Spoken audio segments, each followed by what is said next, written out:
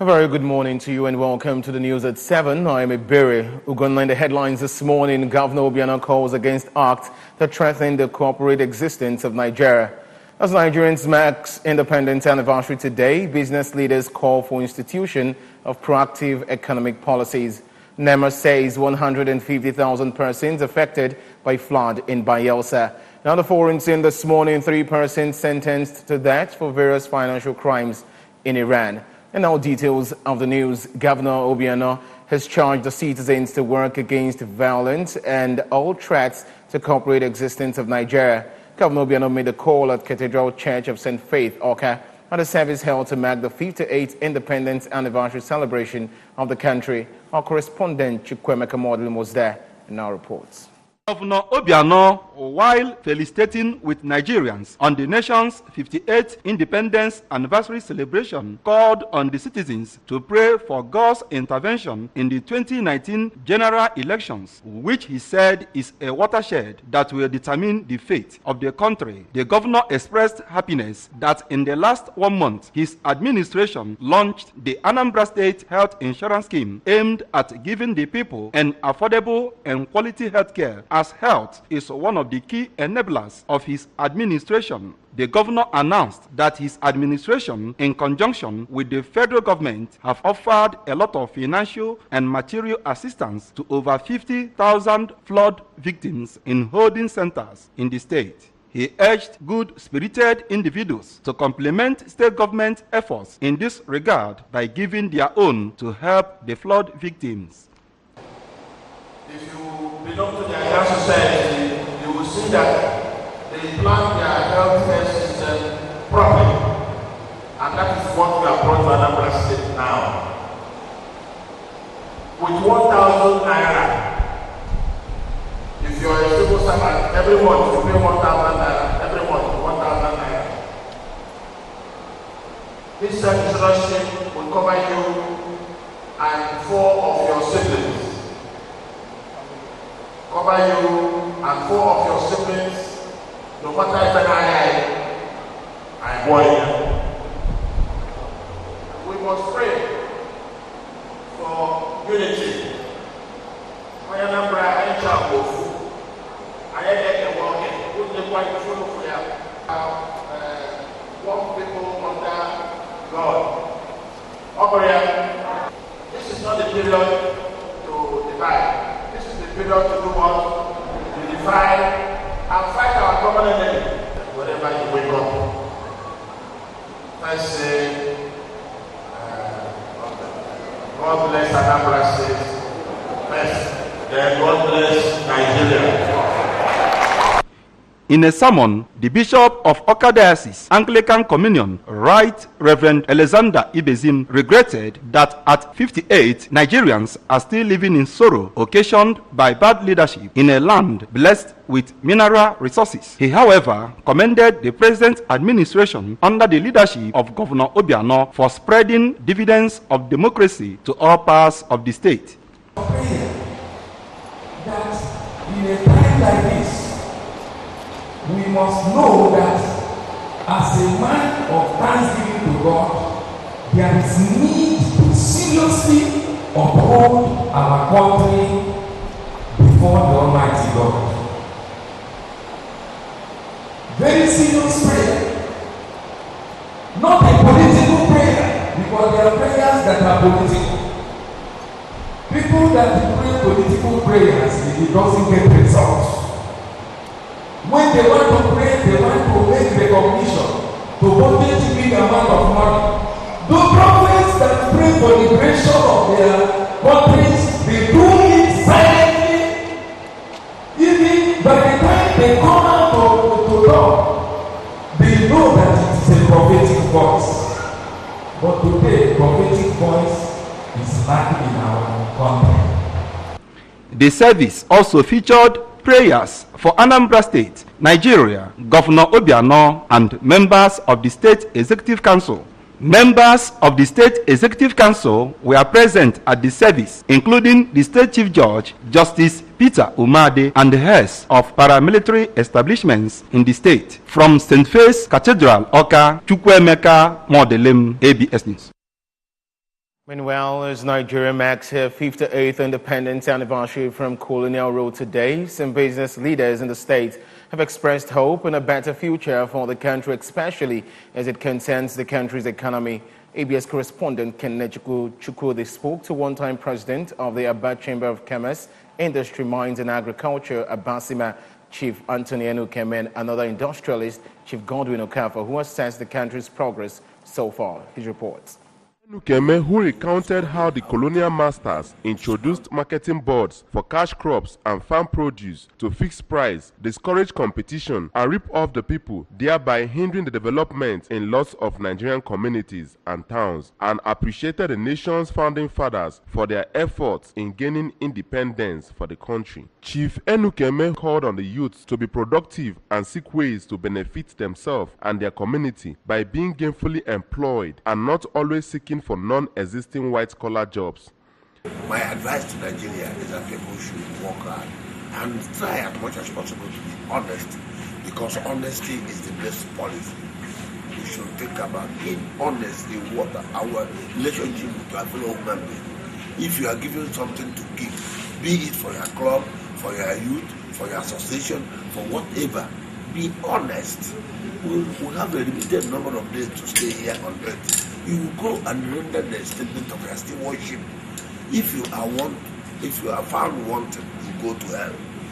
For Chief Godwin Okafor, Nigeria has not done badly as a nation in its 58 years journey, but given the human and natural resources abound in the country, more could have been achieved to better the lots of the people. Chief Okafor was of the opinion that the country's economy is not performing as expected, which has left many Nigerians unsatisfied. He emphasized that Nigeria needs good leadership, which will harness the nation's resources for the benefit of all, which can only be possible if true federalism is entrenched, as youths must take up leadership positions for enhanced growth and development of the nation. In the 60s, our forefathers did very, very well, because there was a kind of actual federalism. But now, since the coming of military, those initial plans that our forefather had was eluded. We used to come up to match the age we are now. We are in a statutory age. Therefore, we need people who have a brain who can move the country forward. Nigeria is marking her 58th independence anniversary at a time the Central Bank of Nigerian Governor Godwin Emefiele is raising concerns that the country may again relapse into another recession less than 1 year it pulled out from a similar experience. In Oka, it's been Kenechukwu Chukwudi for ABS News. Away from the independence story, the church is a great institution in restoring sanity, morals, and peace in the society. The Vicar of Christ Redemption Church, Ezioke Venerable Dr. Nnamdi Elemendo, made this assertion in a sermon yesterday. We have details. That those who trust solely in God and keep His will can never lack His blessings and protection, since in God there is liberty and no condemnation. Venerable Dr. Emendu regretted that some Christians draw nearer to God only when in difficulties, and stated that every true child of God will trust and follow Christ at all times, promote peace, and live life filled with God's directive so as to maintain a serene society.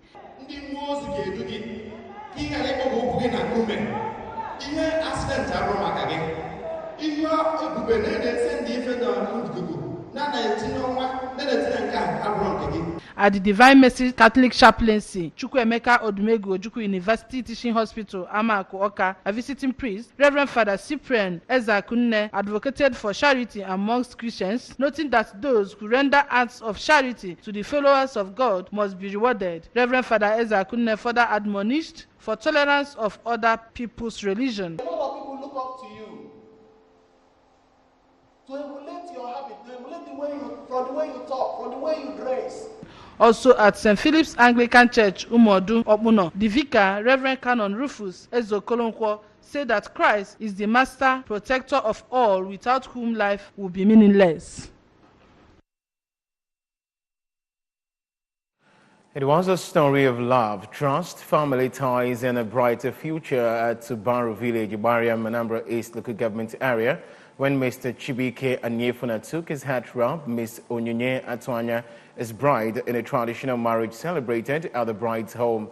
The groom, who is the son of Mr. Vincent Anyefuna, a staff of the Anambra Broadcasting Service, also brought the ABS family together to wine, dine, and celebrate with their own. Correspondent Chinaza Ezenwa tells us how the ceremony took place.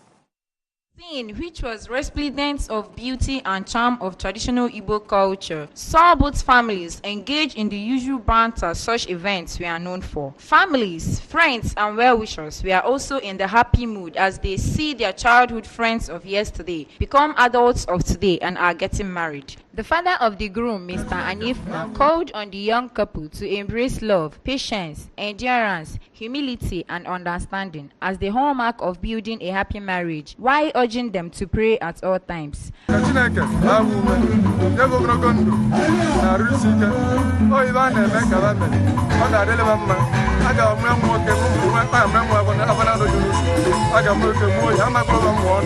For the parents of the bride, Mr. and Mrs. Peter Atwanya, in their remarks, thanked God for keeping them alive to witness the marriage of their daughter and advised the couple to always settle their differences amicably without a third party, while reminding them that marriage is not a bed of roses.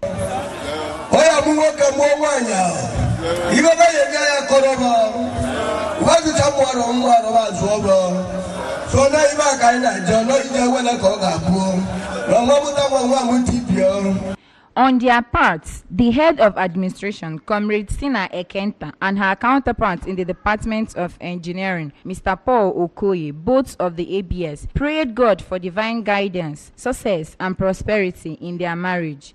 The couple, Mr. and Mrs. Chibike Anyefuna, who described each other as irreplaceable and made for one another, pledged allegiance to God and prayed for their love to wax stronger as they grow old together. Well, we're going for a short break, and when we return, NEMA says 150,000 persons affected by flood in Bayelsa State. And on the foreign scene, 3 persons sentenced to death for various financial crimes in Iran. The news returns in a moment. Please stay with us.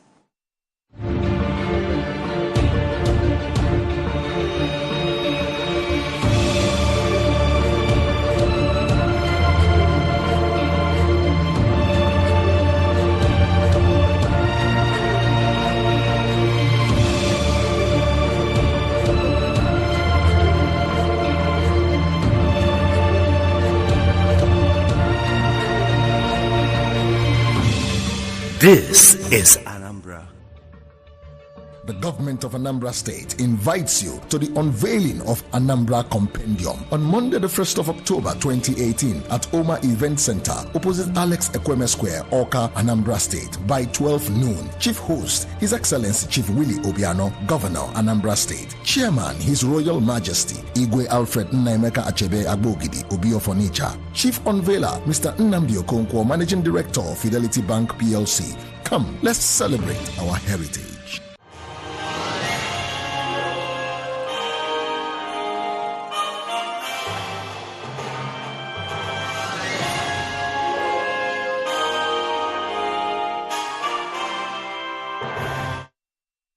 To have you back for the rest of the news. Moving on to our national stories now. The National Emergency Management Agency, NEMA, has disclosed no fewer than 150,000 persons have been displaced by flood in Bayelsa. Coordinator, Emergency Operations Center E, Rivers, Bayelsa, territory of NEMA, Mr. Yakubu Suleiman, disclosed this in an interview with newsmen in Yenagua. Mr. Suleiman said that the several homes, farmlands, schools, and churches were submerged in the affected communities across 8 local government areas, LGAs of the state.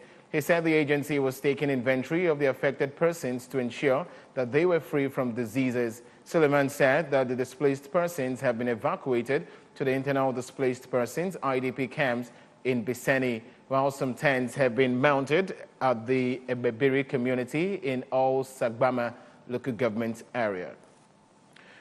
And moving on, special court set up in a drive against financial crimes have sentenced 3 people to death in Iran as the country faces renewed U.S. sanctions and a public outcry against profiteering and corruption.